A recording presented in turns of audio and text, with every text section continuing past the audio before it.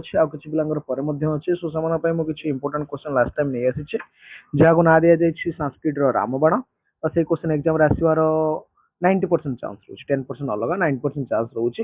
Practice କରିକି ଯାଅ, ଠିକ ଅଛି। ଠିକ ଅଛି ପିଲାମାନେ, ଦେଖ ଆମେ ରହୁଛି ଆମର ଥାର୍ଡ ଲାଙ୍ଗୁଏଜ ସାଂସ୍କ୍ରିଟ ରହୁଛି।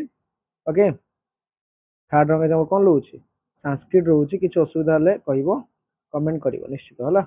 ଓକେ, ତାପରେ ଆମେ ଦେଖିବା, ଯେହେତୁ ଆମର ଥାର୍ଡ ଲାଙ୍ଗୁଏଜ ସାଂସ୍କ୍ରିଟରେ ଆମେ ଆଲୋଚନା କରିବା, ପ୍ରଶ୍ନ ଗୁଡାକ ଆଲୋଚନା କରିବା, ଠିକ ଅଛି। ଓକେ, ଦେଖ ପିଲାମାନେ, ତା ପୂର୍ବରୁ ମୁଁ ତୁମକୁ ସିଲାବସ ଟିକେ ଦେଖେଇ ଦଉଛି, କାରଣ ବହୁତ ପିଲା ଏପର୍ଯ୍ୟନ୍ତ ସିଲାବସ ଜାଣିନଥିବ। ଶେଷରେ ଆମେ କ୍ୱେଶ୍ଚନ ଦେଖିବା, ଟେନସନ ନିଅନି।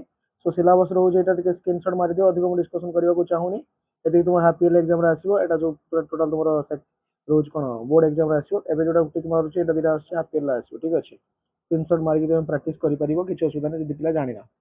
ତାପରେ ଆମେ ପଳେଇବା କୋଉ ପାଟର୍ନରେ କ୍ୱେଶ୍ଚନ ଆସୁଛି ତାକୁ ଟିକେ ଆগে ଲକ୍ଷ୍ୟ କରିବା, କାରଣ ନୂଆ ଏକ୍ସାମ ଦବ ତୁମେ ନା, ପାଟର୍ନ ଜାଣିଥିବ ନ ଜାଣିଥିବ। ଠିକ ଅଛି, ସେ କିଛି ଅଲ୍ଟରନେଟିଭ କ୍ୱେଶ୍ଚନ ଆସିବ। ଠିକ ଅଛି, ପ୍ରଥମେ ହଉଛି ଆମର କଣ କହୁଛି, ପ୍ରଥମେ ଦେଖ ସବଜେକ୍ଟିଭ ପେପରରେ 5 into 10 subjective type question 50 mark ଆସିବ। ଠିକ ଅଛି, ପ୍ରଥମେ କହୁଛି 2 ମାର୍କ କ୍ୱେଶ୍ଚନ ଆସିବ ପ୍ରୋଜ ରୁ, ଦେଖିବ ଆସିବ ପ୍ରୋଜ ରୁ 2 ମାର୍କ ଆସିବ 2 into 5।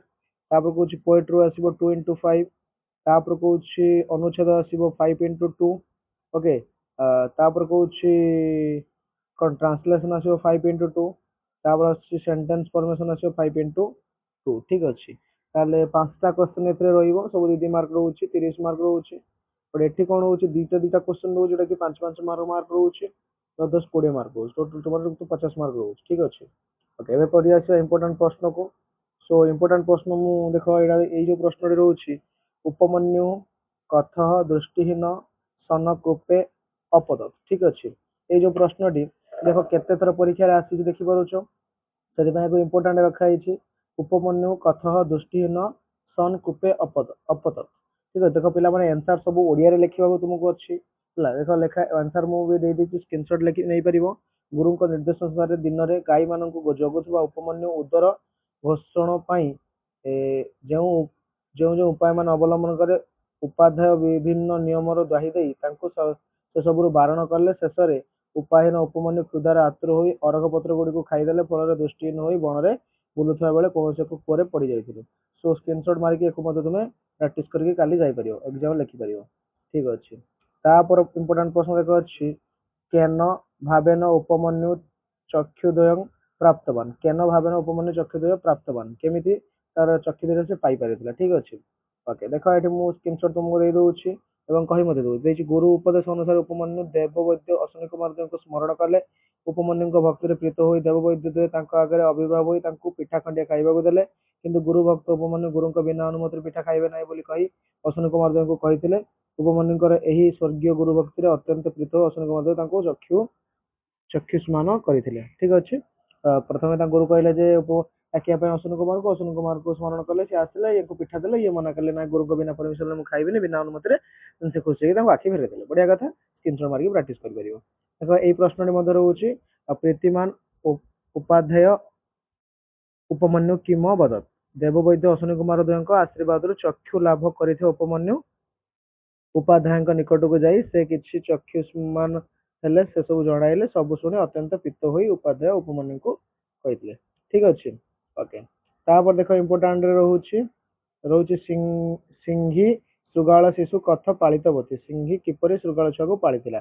ଠିକ ଅଛି, କିପରି ପାଳିଥିଲା ଶୃଗାଳ ଛୁଆକୁ, ଦେଖ 2 ଲାଇନ ରହୁଛି, ଲେଖିବ, ଯାହା ଲେଖାଇଛି ଲେଖିବ।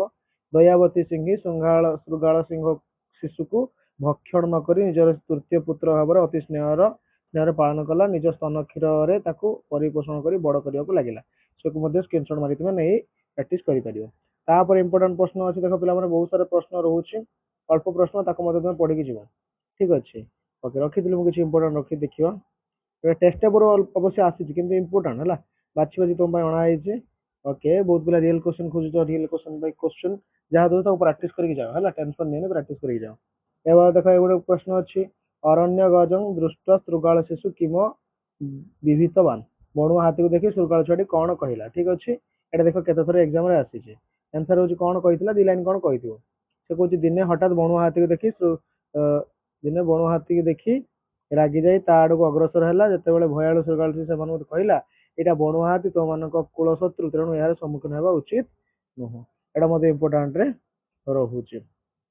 ତାପରେ ଦେଖ ସୀତା ବନଗମନମ୍ ଯୋଉ ରହୁଛି, ଏଇଟା ଦେଖ ସବୁଠୁ ଇମ୍ପୋର୍ଟାଣ୍ଟ କ୍ୱେଶ୍ଚନ, କେତେଥର ପରୀକ୍ଷାରେ ଆସୁଛି ଦେଖିପାରୁଛ? ଥରେ, ଦୁଇଥର, ତିନିଥର, ଚାରିଥର, ପାଞ୍ଚଥର, ଛଅଥର, ସାତଥର ପରୀକ୍ଷାରେ ଆସୁଛି। କଣ କହୁଛି? ବିପଳପନ୍ତୀ ସୀତା ରଘୁନନ୍ଦନ କି ପ୍ରୋବାଚ। ଠିକ ଅଛି। ଶ୍ରୀରାମଚନ୍ଦ୍ର ଅପୂର୍ବ ବଦନ ମଣ୍ଡଳରେ ପ୍ରସନ୍ନ ଭାବକୁ ଦେଖି ଅଧୀରା ସୀତା ପ୍ରଶ୍ନ କରିଥିଲେ, ହେ ପ୍ରଭୁ, ଯେତେବେଳେ ଆପଣଙ୍କ ଅଭିଷେକ ଉତ୍ସବ ପାଇଁ ଅଯୋଧ୍ୟାବାସୀ ଆନନ୍ଦ ବିହ୍ୱଳିତ, ସେତେବେଳେ ଆପଣ ସୁନ୍ଦର ବଦନରେ ଆନନ୍ଦ ଦେଖା ଯାଉନାହିଁ କାହିଁକି? ଉତ୍ତରରେ ଶ୍ରୀରାମଚନ୍ଦ୍ର କହିଥିଲେ, ହେ ସୀତେ, ଆମର ପିତା ମହାରାଜ ଦଶରଥ ମାତା କୈକେୟୀଙ୍କୁ ଦେଇଥିବା ବର ଅନୁସାରେ ମୁଁ 14 ବର୍ଷ ବଣକୁ ଯିବି, ଅନୁଜ ଭରତଙ୍କୁ ପିତା ଯୁବରାଜ ପଦରେ ଅଭିଷିକ୍ତ କରିବେ। ଠିକ ଅଛି, ଦେଖିପାରୁଛ, ପୁରା ରାମାୟଣ କଥା ଲେଖିପାରିବ। ଓକେ, ଦେଖ ଏଇ ପ୍ରଶ୍ନଟି ମଧ୍ୟ ରହୁଛି, ବେପମାନ ସୀତା କୀଦୃଶ ପତିତ ଅପଶ୍ୟତ।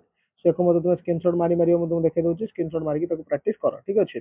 ଓକେ, ଆଉ କିଛି ପ୍ରଶ୍ନ ରହୁଛି, ଏଇ ପ୍ରଶ୍ନଟି ମଧ୍ୟ ଦେଖ, କଥ ରାଘବଂ ଶୋକ ସୁଡୁମ ସମର୍ଥ ଅସିତ। ଠିକ ଅଛି। ଓକେ, ଦେଖ ଆଉ କିଛି ପ୍ରଶ୍ନ ତୁମମାନଙ୍କ ପାଇଁ ମୁଁ ରଖିଛି, କୀଦୃଶ ବନ ଗନ୍ତୁ ସୀତା ସମର୍ଥା ଇତି ଅବଦତ। ସୋ ଏ ପ୍ରଶ୍ନଟି ମଧ୍ୟ ଇମ୍ପୋର୍ଟାଣ୍ଟ ଅଛି, ଏକୁ ମଧ୍ୟ ତୁମେ ସ୍କ୍ରିନଶଟ ମାରିପାରିବ, ମାରିକି ଟିକେ ପ୍ରାକ୍ଟିସ କରିଦେବ। ଠିକ ଅଛି। ଓକେ, ଦେଖ ତାପରେ ରହୁଛି ତୁମକୁ କିଛି ମୁଁ ଦେଇ ଦଉଛି, କଣ ରହୁଛି,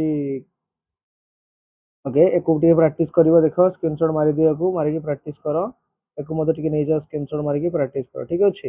ଓକେ, ସୋ ପିଲାମାନେ ଆଜି ଆମେ କିଛି କ୍ୱେଶ୍ଚନ ଦେଲେ, ଇମ୍ପୋର୍ଟାଣ୍ଟ ଲଙ୍ଗ କ୍ୱେଶ୍ଚନ ମୁଁ ଦେଇଦେଲି, ଏତିକି କ୍ୱେଶ୍ଚନ ପ୍ରାକ୍ଟିସ କର, ଆଶା କରୁଛି ବହୁତ କ୍ୱେଶ୍ଚନ ତୁମର ଏକ୍ସାମ ରେ ଆସିଯିବ। ଠିକ ଅଛି। ନିଶ୍ଚିତ ଭାବେ ସମସ୍ତେ ପ୍ରାକ୍ଟିସ କରିକି ଯାଅ। ଠିକ ଅଛି। ନିଶ୍ଚିତ ଭାବେ ସମସ୍ତେ ପ୍ରାକ୍ଟିସ କର, ଆଉ ସବୁ ସାଙ୍ଗମାନଙ୍କୁ ସେୟାର କରିଦିଅ, ଫଟାଫଟ ସବୁ ସାଙ୍ଗମାନଙ୍କୁ ସେୟାର କରିଦିଅ, ନିଶ୍ଚିତ ଭାବେ ଏକ୍ସାମ ରେ ପଡିବ। ଠିକ ଅଛି। କାଲି ଏକ୍ସାମ ଆସିଲେ କହିବ କେତେ ପଢିଛି କେତେ ପଢି ନାହିଁ। ଠିକ ଅଛି। ରହୁଛି, ଥ୍ୟାଙ୍କ ୟୁ, ଜୟ ଜଗନ୍ନାଥ।